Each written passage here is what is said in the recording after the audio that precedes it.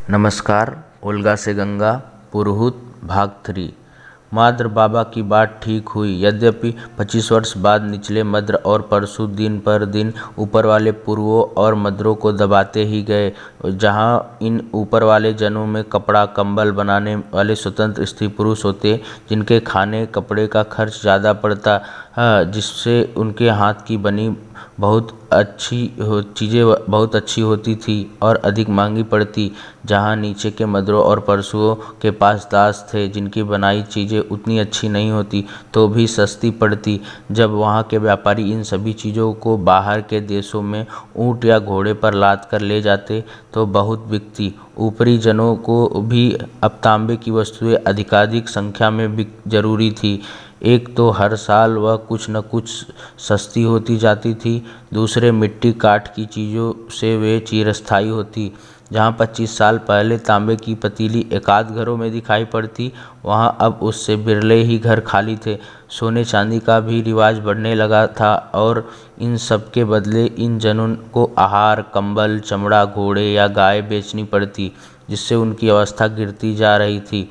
ऊपर के जनों के कुछ लोगों ने भी सीधे व्यापार करने की कोशिश की, क्योंकि उन्हें संदेह होने लगा था कि उनके नीचे के पड़ोसी ठग रहे हैं। लेकिन वक्ष के नीचे जाने का रास्ता उन्हीं जन्मभूमि से होकर था, जिससे मद्र खोलना नहीं चाहते थे। कई बार इसको लेकर छोटे मोटे झगड़े भी हुए। कितनी बार उत्तर मद्रों और पूर्वों ने बाहर के देशों में जाने के लिए दूसरे रास्ते निकालने चाहे, किंतु उसमें वे सफल नहीं हुए। नीचे ऊपर के जनों में इस संघर्ष में एक खास बात यह थी कि जहाँ नीचे वाले आपस में मेल नहीं रख सकते थे, वहाँ ऊपर वाले जन मिलकर आक्रमण प्रत्याक्रमण कर सकते थे। इन युद्धों में अपनी वीरता और बुद्धिमानी के कारण पुरोहित अपने जन का प्रिय हो गया था और 30 साल की छोटी आयु में पुरु जन ने उसे अपना महापीतर चुन लिया था। पुरोहित को साफ दिख रहा था, यदि मद्रों के इस व्यापारिक अन्याय को रोका नहीं गया तो ऊपरी जनों के लिए कोई आशा नहीं। तांबे का प्रचार कम होने की जगह दिन प्रतिदिन बढ़ता जा रहा था। हथियार, बर्तन और आभूषण के लिए ही नहीं, अब तो लोग विनिमय के लिए मांस या कंबल ले जाने की जगह तांबे की तलवार या छुरी ले जाना पसंद करते थे। पुरोहित ने अपने जन की बैठक के सामने उनके अपने दुखों का कारण इस नीचे के जनों का व्यापारिक अन्याय बतलाया। सभी सहमत थे और मार्ग कंटक मद्रों को हटाए बिना वे उनके हाथ की कठपुतली बन जाएंगे। शायद वे दिन भी आए जबकि वे उनके दासों जैसे हो जाएं। पूर्व और उत्तर मध्य के महापीतर की इकट्ठा बैठक में भी लोग इसी निष्कर्ष पर पहुंचे। दोनों जनों ने मिलकर युद्ध संचालन के लिए पुरोहित को अपना एक सम्मिलित सेनापति चुना और उसे इंद्र की उपाधि दी। इस प्रकार पुरोहित प्रथम इंद्र बना। पुरोहित ने बड़े जोर से सैनिक तैयारी शुरू की। इंद्र बनते ही उसने हथियार बनाने का इंतजाम करने के लिए 2 लोहार दासों को अपने यहाँ शरण दी। ऊपरी जन उनके साथ अच्छा बर्ताव करते थे। उनकी सहायता से वह लौह, लाल धातु, तांबा शिल्प में निपुणता प्राप्त करने में सफल हुए।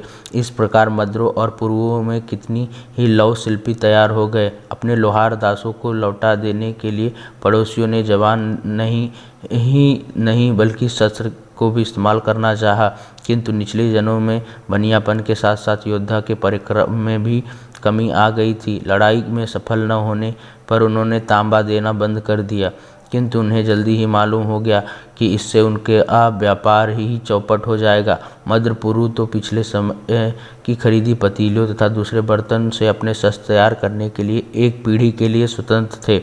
आखिर इंद्र और दोनों जनों ने मद्र परशुओं को मिटा डालने का संकल्प लिया।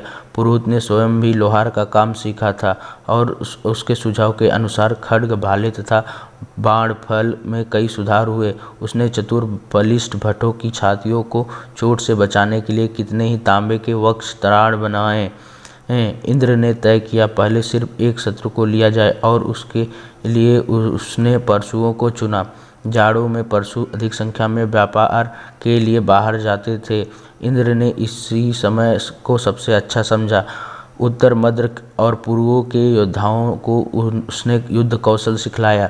यद्यपि परशुओं और मद्रों की शत्रुता चीर से चली आती थी, किंतु उनको क्या पता था कि इस तरह अचानक उनके ऊपर शत्रु का ऐसा घातक आक्रमण होगा जिसके कारण वक्ष उपत्यका से उनका नाम तक मिट जाएगा। इंद्र ने स्वयं अपनी नेतृत्व में चुने हुए मद्र और युद्ध पूर्वों के साथ आक्रमण किया। युद्ध के उद्देश्य को पहचानने में देर न हुई। समझ जाने पर परशु प्राणों की बाजी लगाकर बड़ी वीरता से लड़े, किंतु एक जल्दी में वे सारे परशु ग्रामों को एकत्र न कर सके। इंद्र की सेना ने एक के बाद एक ग्राम परशुओं को लेते हुए हजारों परशुओं का संहार किया, किसी को बंदी नहीं बनाया। उधर निचले मद्रों ने जब संकट को समझा तो समय बीत चुका था। आखिर कुछ गांव ही अब रह गए थे, जिनके लिए काफी भट्टों को छोड़ पुरोहित इंद्र कुरुभूमि में चला आया। निचले मद्रों ने आक्रमण किया, किंतु उनकी भी वही दशा हुई जो परशुओं की हुई। निचले मद्र और पशुजनों का जो भी पुरुष, बाल, रुग्ण, वृद्ध उनके हाथ आया, उसे उन्होंने जीवित नहीं छोड़ा। स्त्रियों को अपनी स्त्रियों में शामिल कर लिया। हाथ आए दासों में जिन्होंने अपने देश को लौट जाना चाहा, उन्हें लौटा दिया। कुछ निचले मद्र और परशु स्त्री पुरुष जान बचाकर वृक्ष उपत्यका छोड़ पश्चिम की ओर चले गए। उन्हीं की संतानें पीछे ईरान के परशु, पर्शियन और मद्र की मीडियन के नाम से प्रसिद्ध हुई। उनके पूर्वज पर इंद्र के नेतृत्व में जो अत्याचार हुआ था उन्हें वे भूल नहीं सकते थे, इसलिए ईरानी इंद्र को अपना सबसे जबरदस्त शत्रु मानने लगे। सारी वक्ष उपत्यका उत्तर मद्रों और पूर्वों के हाथ में आई। दोनों ने दाहिने बाएं तट को आपस में बांट लिया। वक्ष वालों ने भरकस कोशिश की कि नई को हटाकर पुरानी बातों को फिर से स्थापना करें, किंतु वे ताम्र को छोड़कर पत्थर के हथियारों को नहीं लौटा सकते थे और ताम्र के लिए वक्ष की पहाड़ी उपत्यका से बाहर व्यापार संबंध करना जरूरी था। हाँ, दासता को उन्होंने कभी नहीं स्वीकार किया, न बाहरी लोगों को वक्ष उपत्यका का स्थायी निवास बनाने का अधिकार दिया। शताब्दियों बाद जब पुरोहित इंद्र को भी लोग भूलने लगे या उसे देवता बना सके, तो वंश इतना बढ़ गया कि सबके भरण पोषण वक्ष नहीं कर सकती थी। इसलिए उनकी कितनी संतानें दक्षिण की ओर बढ़ने के लिए बाध्य हुई।